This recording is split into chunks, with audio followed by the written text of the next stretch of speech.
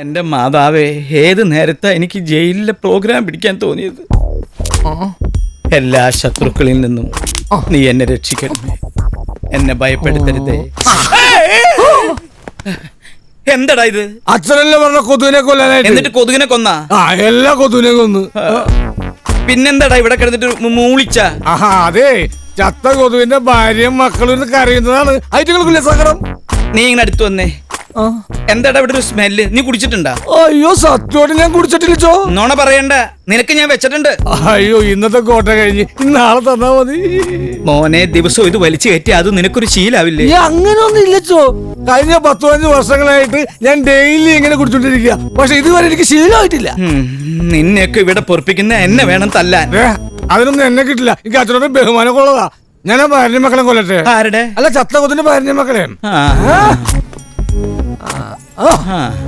അമ്പടി ഭാര്യ കള്ളുടിച്ച ഇങ്ങനെ ബോധം പോവും എന്റെ കർത്താവേ.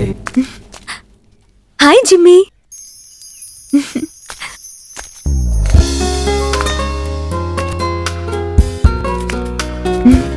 ഹായ് റെഡ് റോസ്, ചുവപ്പ് റോജാക്കൾ. എന്താ ഇഷ്ടായോ? ഇഷ്ടായി. ജണ്ടുമല്ലി എനിക്ക് ഇഷ്ടമാണെന്ന് എന്റെ കരീനക്കുട്ടിക്ക് എങ്ങനെ മനസ്സിലായി? ഇതിലെന്ത് മനസ്സിലാക്കാനിരിക്കുന്നു? പ്ലാസ്റ്റിക് പൂക്കളുടെ വരവോടുകൂടി അന്യം നിന്നുപോയ ഈ പ്രേമ പുഷ്പം എനിക്ക് സമ്മാനിച്ച എന്റെ പ്രിയങ്കരിയായ അന്ന കരീനയ്ക്ക് എന്റെ ഹാർട്ടിന്റെ വെൻട്രിക്കിൽ നിന്നും 1000 നന്ദി. ഓഹോ, അപ്പൊ ഇതിന് ഇങ്ങനൊരു ഇന്റർപ്രിട്ടേഷൻ കൂടി ഉണ്ടല്ലേ? ഉണ്ടോന്നോ? പണ്ട് ചെണ്ടുമല്ലി വേണമെന്ന് വാശി പിടിച്ച് കരഞ്ഞതിന്റെ പേരിൽ അമ്മച്ചിയുടെ കയ്യിൽ നിന്ന് ഒത്തിരി തല്ലെനിക്ക് കൊണ്ടിട്ടുണ്ട്. അതുകൊണ്ട് തന്നെയാ ഈ ചെണ്ടുമലയിലിരിക്കുന്ന വണ്ടിനെ പോലുള്ള എന്റെ കൊച്ചാണ്ടിക്ക് വേണ്ടി ഞാനിത് കൊണ്ടുവന്നത്. താങ്ക്സ്. പൂക്കളിൽ വെള്ള റോസ് മനോഹരിയാണെങ്കിലും മണപ്പിക്കുമ്പോൾ സൂക്ഷിച്ചില്ലെങ്കിൽ മൂക്കിൽ പുഴുകേറാൻ സാധ്യതയുണ്ട്. സത്യത്തിൽ ഉണ്ണിയൊരു കവിയാണല്ലേ? ആവേണ്ടതായിരുന്നു. പക്ഷേ കൗമാരം വിടരും മുമ്പേ ജീവിതത്തിന്റെ ദുരാവസ്ഥയിൽ ആ കവിത്വത്തിന്റെ ഷഡ്ജ കീറിപ്പോയി. പിന്നെ കുടുംബമായി, കുട്ടികളായി, അതൊക്കെ അങ്ങനെ സംഭവിച്ചു പോയി. ഓ, what a surprise. പക്ഷേ ഉണ്ണി ഇപ്പോഴും സ്മാർട്ടാണ്. Thank you. കരീനക്കുട്ടിക്കറിയോ, എന്റെ ഈ രൂപം മാത്രമേ കറുത്തതായിട്ടുള്ളൂ. മനസ്സ് നല്ല വെളുവിളാന്ന് വെളുത്തതാ. ശ്രീകൃഷ്ണന്റെ 7 അഴകുള്ള കറുപ്പ എന്റെ കൊച്ചാണ്ടിക്ക്. പുല്ലാങ്കുഴൽ ഊതുന്ന കള്ള കണ്ണന്റെ നിറം.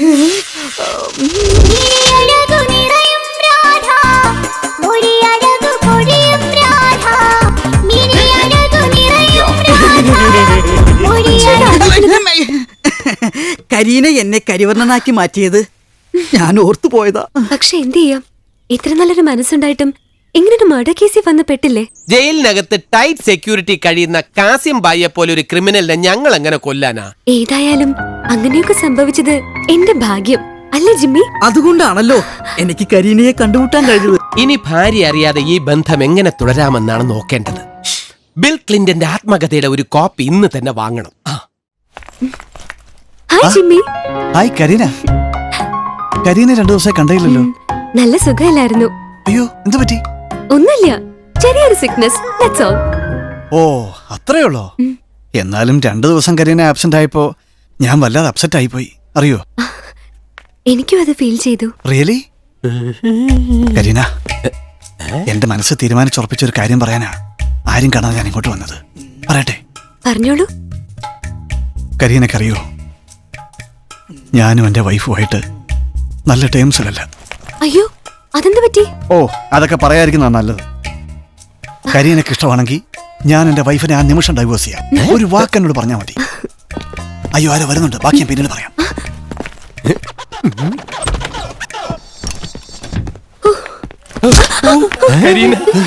കരീന, ഒരു കാര്യം ഞാൻ ചോദിച്ചാൽ ഫ്രാങ്ക് ആയിട്ടുള്ള ഒപ്പീനിയൻ എനിക്ക് കിട്ടണം. കിട്ടുവോ കരീന? എന്താ ഉണ്ണി? വേറൊന്നുമല്ല, ഈ ചിന്ന വീടിനെ കുറിച്ച് കരീനയുടെ അഭിപ്രായം എന്താ? ചിന്ന വീടോ? അതെന്താ? അറിയില്ലേ? ഇല്ല. തമിഴ്നാട്ടിൽ കണ്ടുവരുന്ന ഒരു തരം ദാമ്പത്യ അറേഞ്ച്മെന്റാ. ഓ, ഭാര്യ ഉള്ളപ്പോൾ തന്നെ ഇഷ്ടപ്പെട്ട മറ്റൊരു പെൺകുട്ടിയെ വേറൊരു ചെറിയ വീട്ടിൽ താമസിപ്പിക്കുന്നതിനാ ചിന്ന വീടെന്ന് പറയുന്നത്. ഇംഗ്ലീഷിൽ സ്മോൾ ഹൗസ് എന്ന് പറയും. വിവരമില്ലാത്തവര് സ്റ്റെപ്പിനി എന്നും പറയും. എന്തിനാ ഇപ്പോ എന്നോട് ഇതൊക്കെ പറയുന്നേ? എന്റെ ഒരു അവസ്ഥ ഇപ്പൊ അങ്ങനെയാ കരീന. ഏക പത്നി വ്രതം. അതൊരു പഴഞ്ചൻ കോൺസെപ്റ്റാ. നമുക്കതൊന്ന് പൊളിച്ചെഴുതണം. തുറന്ന് ഓപ്പൺ ആയിട്ട് പറയാ, അവന്മാരാരും അറിയണ്ട. എന്റെ ചിന്ന വീട്ടിലേക്ക് ഞാൻ കരീനെ ഹാർദമായി സ്വാഗതം ചെയ്യുക. വരില്ലേ? ആരോ വരുന്നുണ്ട്, നമുക്ക് പിന്നെ കാണാം.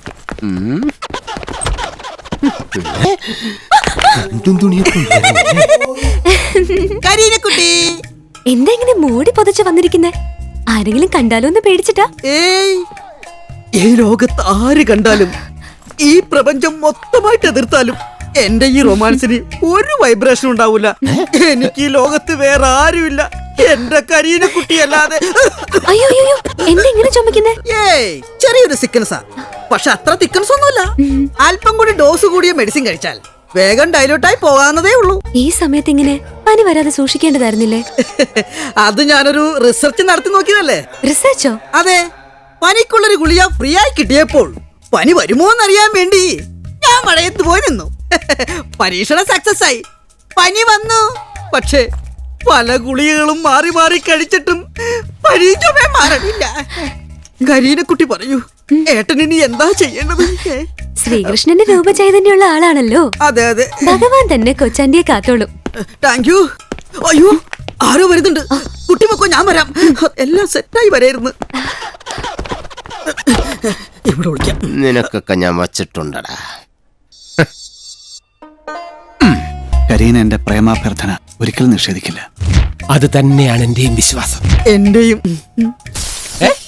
ആഹാ, നീയും ഉണ്ടോ? നീ എന്താ ഇവിടെ? നീ എന്താ? ഞാൻ ഇതിനകത്ത് മനസ്സമാധാനമായിട്ട് ഉറങ്ങാൻ വന്നതാ. ഞാനിവിടെ കാറ്റുകൊള്ളാൻ വന്ന. ഇതിനകത്ത് കാറ്റോ? അതെ. ശബ്ദമുണ്ടാക്കല്ലേ, ഞാനൊരു സിനിമ കണ്ടോണ്ടിരിക്കുക. അച്ഛൻ വന്നേ. കലാദർശനയുടെ പുതിയൊരു ഐറ്റം ഞാൻ ഇവിടെ കാണിക്കാൻ പോവുക. എന്താ അത്? അച്ഛൻ ഞാൻ മിമിക്രി മാത്രമല്ല, നല്ലൊരു മജീഷ്യൻ കൂടിയാണ്. ആണോ? എന്നാ അതൊന്ന് കാണിച്ചേ. കാണിക്കാം, പക്ഷെ ഈ ട്രൂപ്പിൽ എനിക്ക് മെയിൻ സ്ഥാനം ആ, തരണം. ആദ്യം നീ കാണിക്കേ. ശരി, കാണിക്കാം. ഇപ്പൊ നമ്മുടെ ഉണ്ണി, ജിമ്മി, കൊച്ചാൻഡിയൊക്കെ എവിടെയുണ്ട്? അവരെ അവിടെ ഉണ്ട്. അവിടെയുണ്ട്. ഉവ്വ്. ശരി, അവരെ 3 പേരെ ഞാൻ ഇതിനകത്താക്കും. ആ, അതാണ് മാജിക്. അതെങ്ങനെയത്? ഉണ്ണി, ജിമ്മി, കൊച്ചാൻഡി. അച്ഛൻ പോയി തുറന്നു നോക്കിയേ. തുറന്നു നോക്കുന്നേക്കുള്ള എന്നെ ഒന്നാമനാക്കണം. ജിമ്മി, ഇനി ഇതിനകത്ത് ഉണ്ണി. ഉണ്ണി. ഇനി അത് തുറന്നു നോക്കൂ. കർത്താവേ, ദേ കൊച്ചാണ്ടി. അച്ഛൻ ഇങ്ങോട്ട് വന്നേ. ഇനി ഇത് മാത്രമല്ല, അച്ഛന് തന്നെ അച്ഛനെ കാണണോ? കാണണം. ശരി, എന്നാ കണ്ണടച്ചോ. ആ. വാ. ആ, ഇനി കണ്ണ് തുറന്നേ.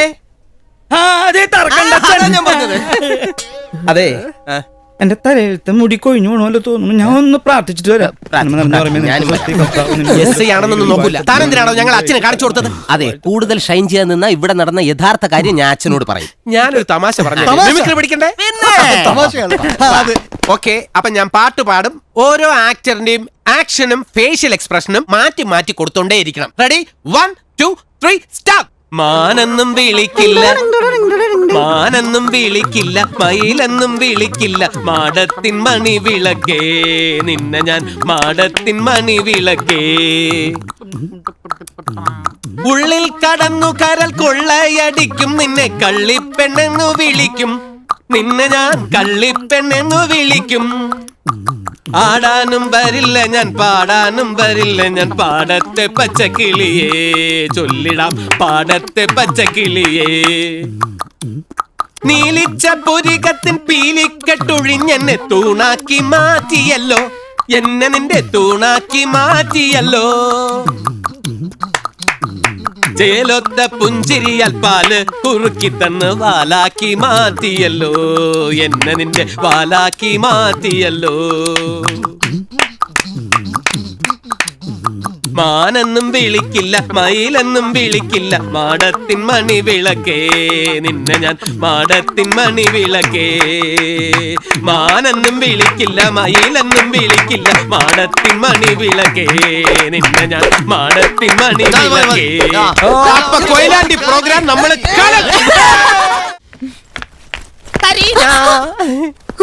എല്ലാവർക്കും കരീന പൂ കൊടുത്തു എന്ന് കേട്ടു. എനിക്ക് മാത്രം തന്നില്ല. പക്ഷെ എനിക്കതിൽ പരിഭവമൊന്നുമില്ല കരീന. കണ്ടോ ചെമ്പരത്തി പൂ? ഇത് കരീനയ്ക്ക് തരാനായിട്ട് ഞാൻ ചെമ്പരത്തി വൃക്ഷത്തിന്റെ മുകളിൽ വലിഞ്ഞു കയറി പറിച്ചെടുത്തതാണ്. ദേ ഇവിടെ അത്രയും വലിയാണ്. ഇത് പിടി. എന്നെക്കാളും MC പൂ നന്നായി ചേരും. പൂ മാത്രമല്ല കരീനയും എനിക്ക് നന്നായിട്ട് ചേരും. ആ കരീന, നാളെ എന്റെ അഴിഞ്ഞാട്ടാ, അല്ല അരങ്ങേറ്റം അങ്ങ് കൊയിലാണ്ടിയിൽ വെച്ച്.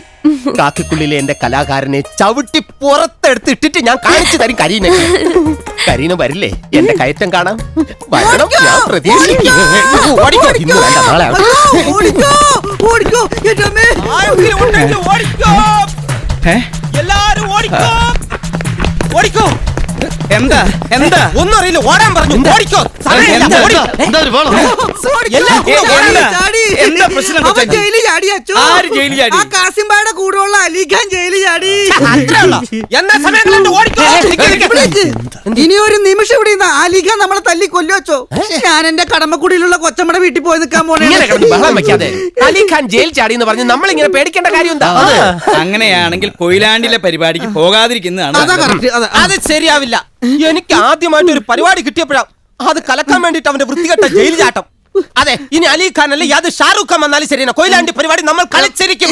ഈ സാറിന് ഭ്രാന്ത് തന്നെ. കലാസ്നേഹികളെ, നിങ്ങൾ ഏവരും ആകാംക്ഷയോട് കാത്തിരിക്കുന്ന കൊച്ചിൻ കലാദർശനയുടെ മാജിക്കൽ മിനിറ്റ്സ് മ്യൂസിക്കൽ നൈറ്റ് ഇതാ ആരംഭിക്കുകയാണ്. സഹൃദയരെ, ഭൂമിയിൽ നിന്ന് മരിച്ച് പരലോകത്തെത്തിയ രണ്ട് സ്ത്രീ പരേതാത്മക്കളെ ചിത്രഗുപ്തൻ വിചാരണ ചെയ്യുന്ന അതിരസകരമായ ഒരു സ്കിറ്റാണ് ആദ്യമായി ഞങ്ങൾ നിങ്ങളുടെ മുമ്പിൽ അവതരിപ്പിക്കുന്നത്. പരേതാത്മകൾക്കൊപ്പം നിങ്ങൾ ഏവരെയും യമലോകത്തേക്ക് സഹർഷം സ്വാഗതം ചെയ്തുകൊള്ളുന്നു.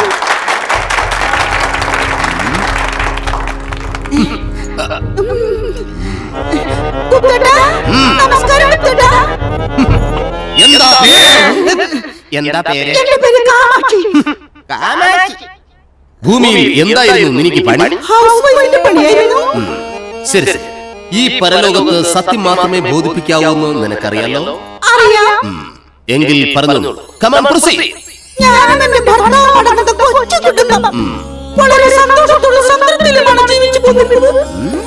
കൊച്ചു കുടുംബത്തിൽ എത്ര മക്കളുണ്ടായിരുന്നു? അപ്പോ വല്ലാണ്ട് വിഷമിച്ച് കാണുമല്ലോ.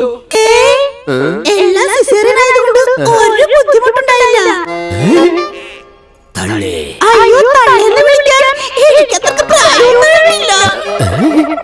ഓക്കെ. 12 മക്കളെ പെറ്റ എക്സ്പീരിയൻസ് ഉള്ളതുകൊണ്ട് നിങ്ങളെ സ്വർഗത്തിലെ ആളായിട്ട് അപ്പോയിന്റ് ചെയ്തിരിക്കുന്നു. ആ വഴിയെ പോയാൽ സ്വർഗം. വേഗം ഓടിച്ചെല്ലുക. എന്താ കയ്യിലിടാൻ പോലെ?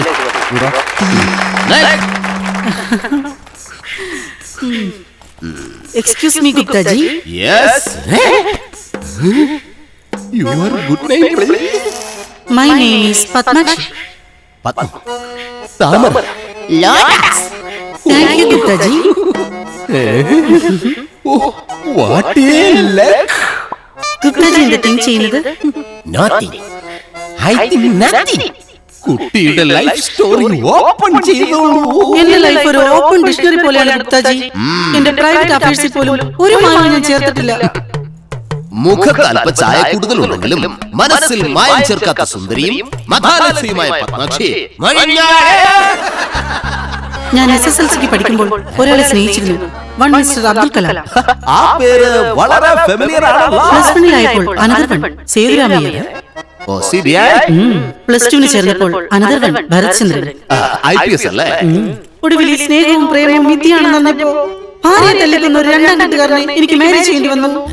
One mister Mathai. ഇഞ്ചക്കാടൻ മത്തായിയാണോ? കറക്റ്റ്. അതെങ്ങനെ മനസ്സിലായി ഗുപ്താജി? ഞാൻ ചുമ്മാ ഗസ് ചെയ്തതാണ്.